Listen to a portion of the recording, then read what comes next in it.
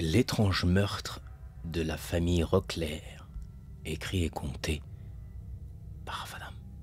Vous pouvez liker la vidéo pour me soutenir. Jamais je n'avais ressenti le besoin d'écrire jusqu'ici. Je suis enquêteur et que j'avais toujours réussi à garder une distance suffisante avec mes enquêtes. Mais là, pour des raisons que vous allez comprendre, je me suis retrouvé impliqué émotionnellement, et je dirais même physiquement, dans chaque cellule de mon corps. Avec les progrès de la science, de nouveaux types de crimes ont vu le jour. Cette affaire est spéciale et restera dans les annales. C'est la BCC, la Banque des corps en cryogénie, qui m'a appelé. Le directeur, Marcus Rockler, a été retrouvé mort chez lui avec toute sa famille. Il convient que je décrive la scène du crime en détail. Je suis arrivé en retard à cause des bouchons. On a beau avoir des voitures qui l'évitent, ça bouchonne même dans les airs. Et naturellement, l'autoroute de la stratosphère coûte un bras. Encore une fois, les riches ont droit au meilleur. Heureusement, on commence à utiliser l'IA pour faire reboiser le monde. Tout ça pour dire que la technologie est parfois bien employée. C'est pas tout blanc tout noir. Mais même si je gagne assez bien ma vie, je ne peux pas me permettre ce genre de voie rapide à cause de l'inflation générale. J'arrivais donc en retard chez les Rockler, une villa avec 6 hectares de jardin artificiel. Des purificateurs d'air ionisés avaient été installés dans les 4 coins du terrain. Je n'avais aucun mal à garder mes distances émotionnelles à ce stade, car je n'avais entendu que des horreurs sur cet homme d'affaires. On le disait grippe-sous et pire que son père, décédé il y a 3 ans. Si la carrière à la tête de la BCC de Rockler Senior avait duré 30 ans, celle de Rockler Junior n'avait duré que 3 petites années. Ce qui m'a plu en arrivant, c'est de voir que la police scientifique était là et qu'on avait pris les plus grandes précautions pour ne pas contaminer la scène. J'ai été sur des affaires beaucoup plus modestes et je peux vous dire que ce n'est pas le même traitement. Monsieur Rockler présidait assis au bout de la table en bois brut. Il se tenait bien droit, les yeux grands ouverts et la bouche entr'ouverte. Son costume bleu à 5 000 $ était impeccable. A priori, aucune trace de violence. Sur sa droite, son fils de 15 ans, lui aussi bien droit sur sa chaise et le regard dans le vide.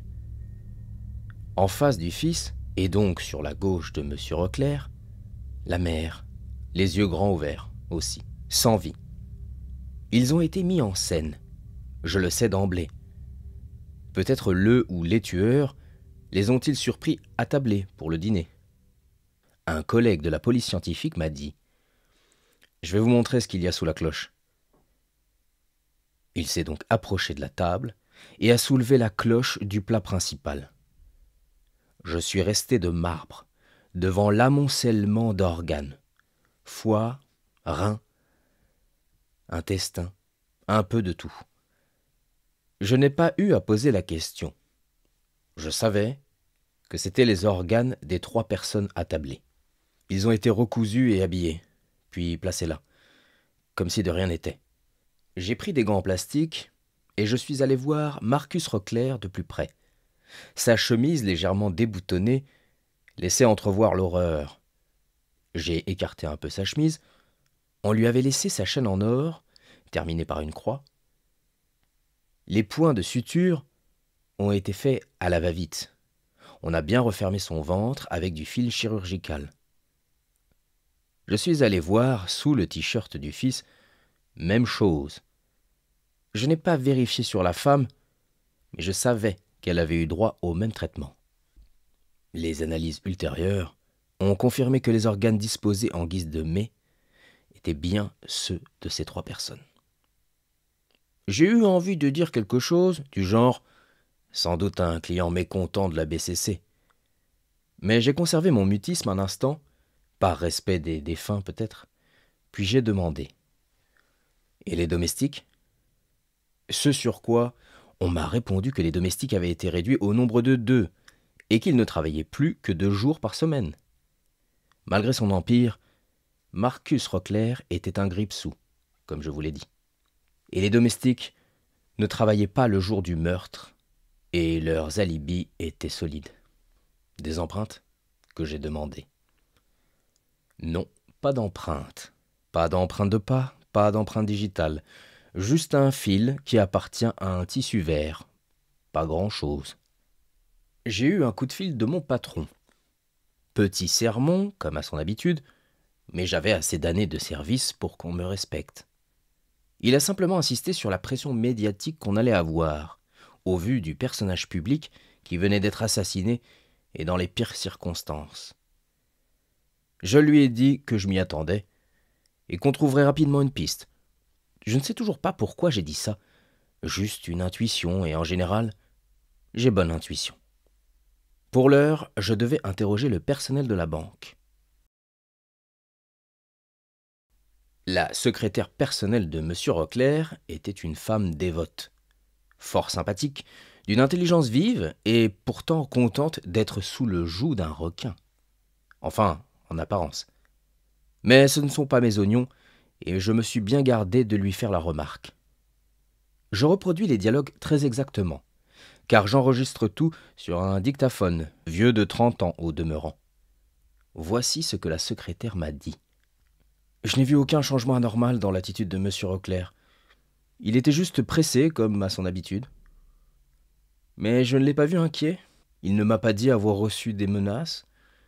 La seule chose étrange qui me vient à l'esprit, c'est ce monsieur qui est venu réclamer son corps, qu'il avait mis en dépôt 80 ans plus tôt.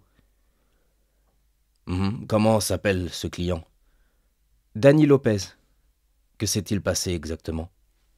Eh bien, nous avons eu un sinistre, à cause des pluies acides, comme vous le savez. Tout un pan du bâtiment a été affecté. Nous sommes intervenus très vite, mais pas assez vite. 3 corps ont été... irrécupérables. C'est ce qui est arrivé au corps de M. Lopez. Mais cela faisait 80 ans qu'il ne l'avait pas réclamé.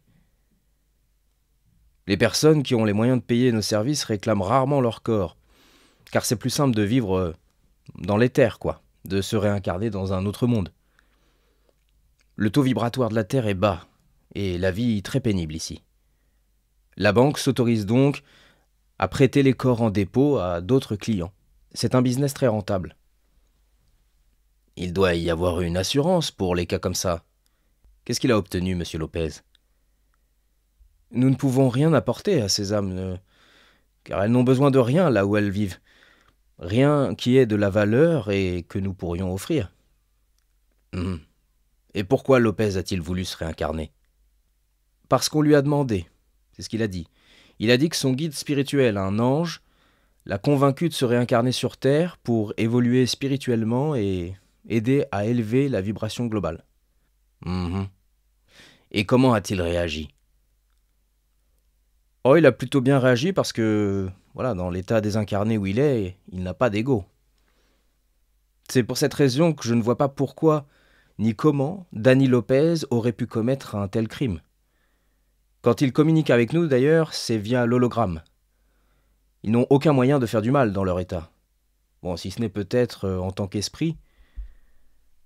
Un esprit qui rôderait, un poltergeist, tout au plus. Mais comme je vous l'ai dit, ils sont pur amour, si je puis me permettre, ou paix intérieure. Enfin, c'est de la théorie. Je ne pourrais vraiment le savoir qu'une fois morte. Je vois.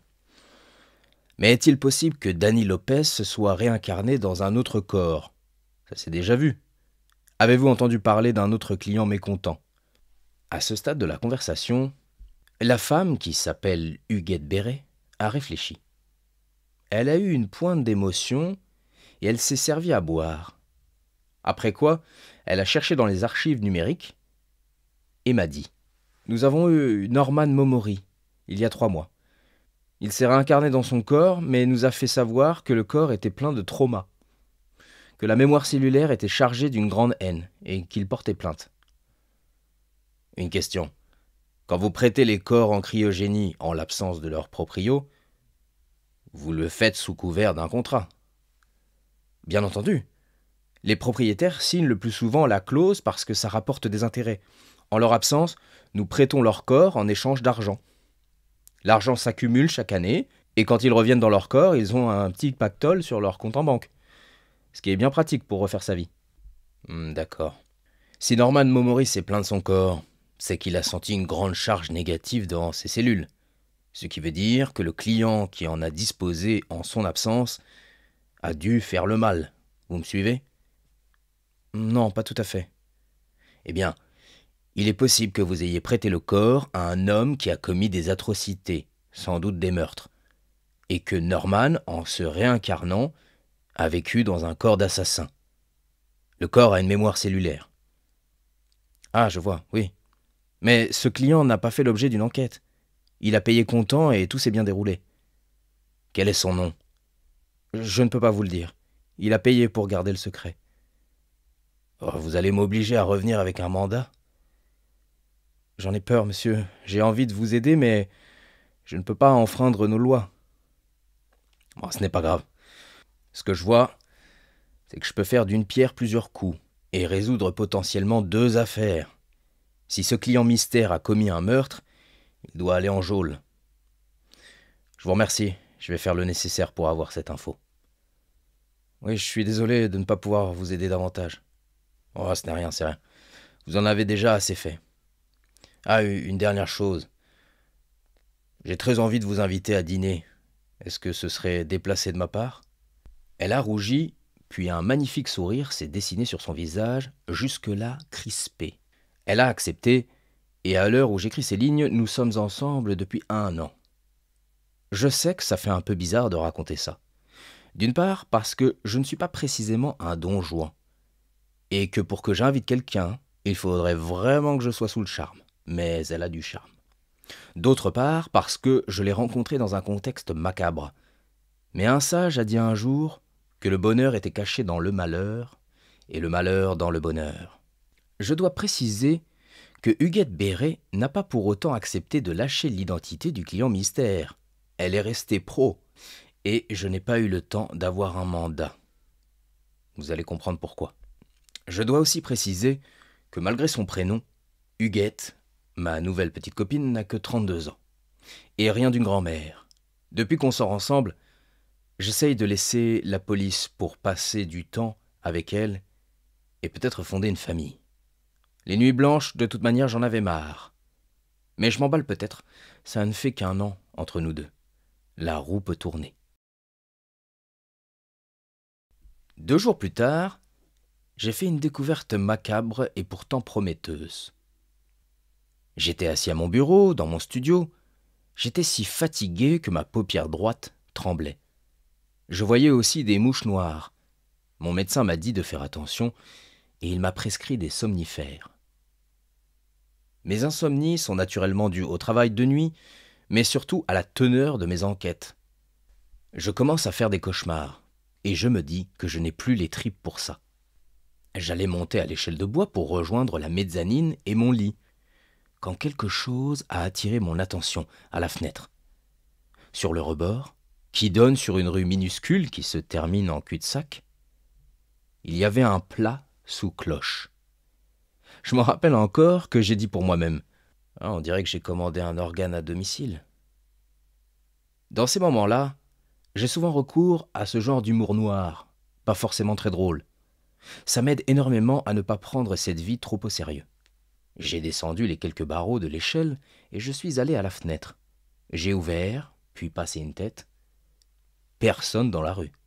Juste la lune ronde et le vent qui faisait bouger le lierre sur le mur d'en face. J'ai soulevé la cloche doucement, comme s'il y avait une bombe dedans. Bingo! Il y avait un magnifique estomac et un petit mot posé dessus. J'ai déplié le bout de papier. Inspecteur, il faut qu'on discute. Rendez-vous demain sous le pont Holwick, 22 heures. Venez seul ou vous ne me verrez pas. J'ai mis le mot dans mon peignoir bleu et rêche. Il faut vraiment que je change de lessive ou que j'en achète un nouveau. J'ai remis la cloche et j'ai appelé le labo pour une analyse. L'estomac est celui du fils Rockler. On n'avait effectivement pas trouvé l'organe sur la scène de crime. Bien, on dirait que quelqu'un a l'âme trop lourde, que j'ai dit à voix basse, et veut passer aux aveux. C'est bon pour ma carrière. Du moins, c'est ce que je croyais. J'ai menti à tout le service. en disant qu'on n'avait fait que déposer l'organe pour m'intimider. Je n'ai pas parlé du petit mot. Hors de question de leur parler du rendez-vous. Je ne voulais pas risquer cette opportunité, même si ça voulait dire se mettre en danger. À l'époque, je vivais seul, et mes sentiments pour Huguette n'étaient que naissants. Ce n'est que plus tard que j'ai commencé à avoir un meilleur instinct de survie, disons-le comme ça, et à ne plus vouloir jouer les casse-coups. Quand je me suis rendu sous le pont, j'ai compris pourquoi il avait choisi l'endroit. Il n'y avait aucun sans-abri, sans doute parce que l'éclairage ne marchait pas bien, ou peut-être parce que mon rendez-vous avait pris soin d'éliminer tout témoin. Difficile à dire. Il était à l'heure. Je suis arrivé 10 minutes en avance, mais à 22 heures pile, il est apparu avec une lampe frontale. « Bonjour, inspecteur. J'espère que l'éclairage n'est pas trop fort. »« Un peu. Je vois à peine votre visage. Vous avez un micro sur vous ? » ?»« Non, juste ce dictaphone. Ça vous embête si j'enregistre, je suppose. » Il n'a pas répondu tout de suite. Il a regardé un instant le cours d'eau. « Je suis un peu confus, a-t-il dit. Je devrais vous fouiller, mais vous vous doutez bien que si je suis là, c'est pour faire des aveux. » »« Oui, allez-y, parlez. Je suis venu seul comme vous me l'avez demandé. »« Je crois que j'ai envie de marcher, si ça vous va. Ça m'aidera à me concentrer. »« Pas de problème, je vous suis. » Je le suivais un peu en retrait, mais suffisamment proche pour bien enregistrer son témoignage. Voici mot pour mot ce qu'il m'a dit ce soir-là. Bon, je suis bien celui qui a tué Marcus Rockler et sa famille. Je m'appelle Danny Lopez. Le corps que vous voyez là n'est pas le mien. C'est celui de Norman Momori. Nous avons passé un accord. Il m'a contacté en m'expliquant qu'il ne pouvait plus vivre dans son corps à cause des traumatismes. Il savait que le procès contre la BCC ne donnerait rien. Il voulait seulement qu'il paie d'une manière ou d'une autre, mais il voulait aussi partir. La vie sur Terre ne l'intéressait plus, trop pénible. Moi, je devais me réincarner, mais mon corps était mort. La BCC a eu une inondation.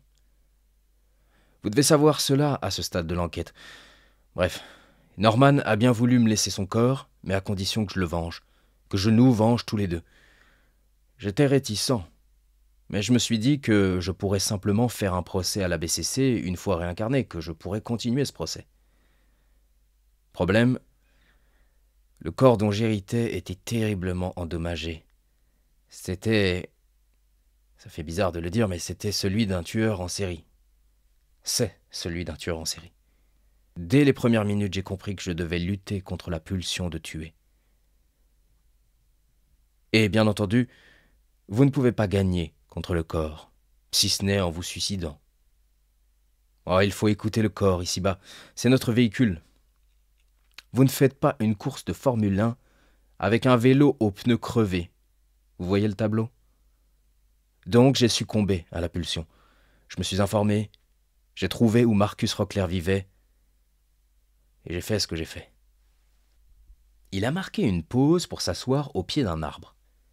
Sa lampe frontale éclairait le sentier qui longeait le cours d'eau. Un lampadaire donnait un peu plus de lumière, et j'ai enfin pu bien voir son visage. Il avait les traits tirés. Je sentais qu'il souffrait. Il y avait un contraste intéressant entre les meurtres qu'il avait commis et cette voix tout à fait normale, sympathique, presque tendre. Je n'avais pas prévu de tuer la femme et l'ado. Je me suis laissé avoir par le corps en colère. Une haine sans nom. Et maintenant ça pèse sur la conscience.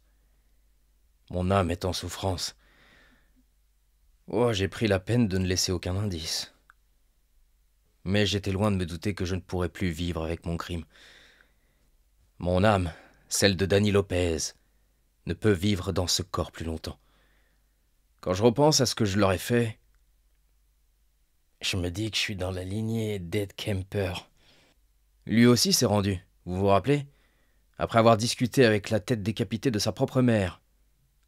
Je suppose qu'il a craqué après ça. Et maintenant, que va-t-il se passer? Que j'ai dit. Vous allez avouer devant un tribunal? Faire les années de prison qui vous correspondent? Il m'a regardé droit dans les yeux. Je devinais une pointe de désespoir, mais aussi une grande détermination. Il a regardé le fleuve. J'ai regardé aussi, puis nous sommes restés silencieux. Quand j'ai posé à nouveau un regard sur lui, ses yeux étaient sans vie. Je l'ai secoué gentiment. « Hé, Danny! Danny! Ah, c'est pas vrai! Danny !» Il venait de faire une sortie de corps, comme le font certains moines bouddhistes ou mystiques. Peut-être que c'est plus simple à refaire quand on l'a déjà fait. Je me retiens de l'insulter à l'heure où j'écris ces lignes. J'avais encore des questions, notamment sur le tueur en série. J'ai immédiatement prévenu mon chef, on a fait venir un cercueil de cryogénie. Moi, je me suis fait défoncer comme jamais auparavant. Le patron m'a menacé de me retirer l'affaire, ce qu'il a fait d'ailleurs par la suite, et il m'a envoyé un blâme. Oh, il a gueulé devant toute l'équipe, histoire d'en faire un exemple. C'est vrai que j'avais pris un risque inconsidéré, mais au moins, j'avais résolu cette affaire, du moins en partie. Oh, je vais pas vous le cacher, je suis frustré. J'imagine que vous l'êtes aussi, mais pas autant que moi. Le patron a refusé de me mettre sur les traces du tueur en série, dont on ne connaissait toujours pas l'identité. Et malgré notre relation, Huguette a toujours conservé le secret professionnel. Je la respecte pour ça. Peut-être qu'elle craquera un jour. Oh, le nouvel inspecteur doit avoir obtenu un mandat depuis, pour qu'on lui révèle l'identité mystère. Chanceux celui-là. Oh, j'ai eu envie de me tester à la sortie de corps, et de me réincarner dans le corps de Norman Momori, histoire de comprendre la pulsion à tuer, et d'en savoir plus sur ce tueur en série qui doit errer dans les terres ou qui s'est peut-être réincarné ailleurs, je ne sais pas. Mais des bruits de couloir que j'ai entendus, aucune piste sérieuse à ce jour pour retrouver cet homme. Les affaires tordues, j'en ai connu, mais celle-là, j'avais devant moi 3 pistes qui me faisaient cogiter, surtout le soir, quand je suis dans mon lit. Ça commence à agacer Huguette du reste. Bon, 3 noms, 3 possibilités. Piste 1, Danny Lopez, l'homme sans corps. Ce Lopez était un cas à part. Je n'avais jamais entendu parler de quelqu'un qui attendait 80 ans pour réclamer son corps. En général, ceux qui choisissent la cryogénisation ne reviennent pas. Ils préfèrent une autre dimension, un monde moins hostile. Mais lui, non seulement il était revenu, mais en plus, il avait trouvé porte close, son corps foutu à cause d'un sinistre. De quoi rendre n'importe qui furieux, non? Sauf que, d'après Huguette, les âmes désincarnées ne ressentent plus la colère. Pas d'ego, pas de rancune. Pourtant, il avait bien voulu revenir. Et s'il avait changé d'avis après coup? S'il avait ressenti une frustration immense en comprenant qu'il ne pourrait plus jamais marcher sur cette terre avec son propre corps? Un esprit frustré peut-il se venger? La théorie du poltergeist me semblait un peu bancale, mais pas impossible. Ce qui me tracassait, c'était cette phrase. Il a dit que son guide spirituel, un ange, l'a convaincu de se réincarner sur Terre. Un ange? Ou autre chose? Lopez pouvait-il avoir voulu faire payer la BCC et son directeur pour son échec à revenir dans ce monde? Piste numéro 2, Norman Momori, le prisonnier d'un corps maudit. Cette histoire me fait froid dans le dos. L'idée même qu'on puisse prêter un corps me répugne. Le concept d'une mémoire cellulaire remplie de haine et de traumatisme, pourquoi pas? Ce n'était pas juste de la science-fiction, c'était prouvé. Le corps n'oublie pas. Momori s'était réincarné et au lieu de retrouver une vie paisible, il était tombé dans une prison de chair, hanté par les souvenirs d'un autre, de quelqu'un de dangereux. Si ce corps avait appartenu à un monstre, à un meurtrier, alors Momori en avait hérité, sans le vouloir. Je pouvais imaginer son état d'esprit. Un homme qui revient à la vie, qui pense retrouver son identité, et qui se découvre rempli de rage, de souvenirs qui ne sont même pas les siens. Peut-être que la haine accumulée dans son corps l'avait dépassé, en effet. Peut-être qu'il avait agi sous une impulsion qu'il ne comprenait pas. Et puis ensuite, Danny Lopez a repris ce corps. Mais peut-être que Norman Momori a commis des atrocités. Quelle âme est responsable? Piste numéro 3, le client fantôme. Celui-là, c'est quand même le plus inquiétant. Un inconnu qui avait utilisé un corps prêté. Un client capable de payer cash pour ce genre de service et qui avait peut-être fait des horreurs dans cette enveloppe temporaire. Si la BCC ne gardait pas de traces de ce qu'il faisait avec ses corps, alors ce type pouvait être n'importe qui. Un assassin, un criminel de guerre, un taré qui avait trouvé le moyen d'échapper à la justice en changeant de peau, comme on change de chemise. Bon, en gros, j'avais 3 pistes et aucune certitude, et surtout, les mains liées. J'étais en dehors de l'enquête. Mais je me disais que la BCC cachait des choses, qu'ils en savent long sur leurs clients. Ils doivent avoir des infos. Même s'ils gardent le secret pour leurs clients, ils ont l'info. J'ai longtemps résisté à utiliser Huguette pour poursuivre mon enquête.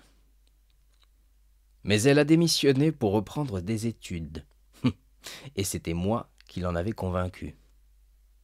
Elle m'a dit un truc du genre, car je reproduis ici de mémoire, j'aurais risqué des poursuites. De toute manière, je suis plus à la BCC. Si tu veux qu'on ait une belle vie, faut renoncer à tout ça, hein. T'as résolu l'enquête, ce client mystère n'est plus de ton ressort, d'accord? T'as démissionné, t'as fait le plus dur, là. Pas de retour en arrière. Coup du sort, signe de l'univers. Mais je brûle d'envie de reprendre l'enquête. C'est comme l'envie de fumer. Parfois, c'est si fort que je reste planté là, le regard dans le vide, alors qu'un client me commande une bière ou un antipasti. Parce que oui, je travaille dans un resto italien de luxe. Et je fais le service aux Bourges. Oh, j'espère que je vais pas me faire virer à cause de ces conneries. C'est vrai que parfois j'ai pas la tête à ça. C'est quand même marrant le destin. Huguette renonçait à son job de secrétaire pour monter de rang social, et moi je quittais la police d'investigation, malgré moi, pour servir des pizzas. Oh, mais il n'y a pas de sous-métier, il n'y a que de sottes gens, dit le proverbe. Mon nouveau job, en fait, me fait un bien fou. C'est bien moins payé, mais c'est sans stress. Il y a des soirs où je reçois un bon pourboire. Par exemple, un billet de 100 qu'on glisse dans la poche de mon gilet noir. Avec Huguette, ça se passe bien. Nous avons emménagé ensemble dans un quartier pavillonnaire. Comme mon patron ne voulait pas me donner l'affaire, j'ai pensé que l'univers voulait autre chose pour moi, qu'il était temps de commencer un nouveau chapitre. Et puis, j'ai Huguette maintenant. Cela dit, je fais souvent le même rêve. Je m'imagine prendre le corps de Norman Momori, résister assez à la pulsion de tuer et recueillir assez d'indices sur le tueur. Je suis sûr que la mémoire cellulaire de son corps est la clé de l'énigme. Le tueur avait sans doute un plan de sortie. Qui incarnera ce corps, mettra la main sur le meurtrier ou en deviendra un? Quant à moi, je vous laisse. Je commence ma tournée. J'ai des calzone et des pizzas 4 fromages à servir. On sert les plats sous cloche. Resto de luxe. À chaque fois que je soulève la cloche, j'imagine qu'un rein ou des intestins vont surgir. Il faudra encore quelque temps avant que ça passe. Qui sait? Un jour, si je me réincarne dans le corps de Norman Momori, peut-être que la pizza 4 organes sera à la carte.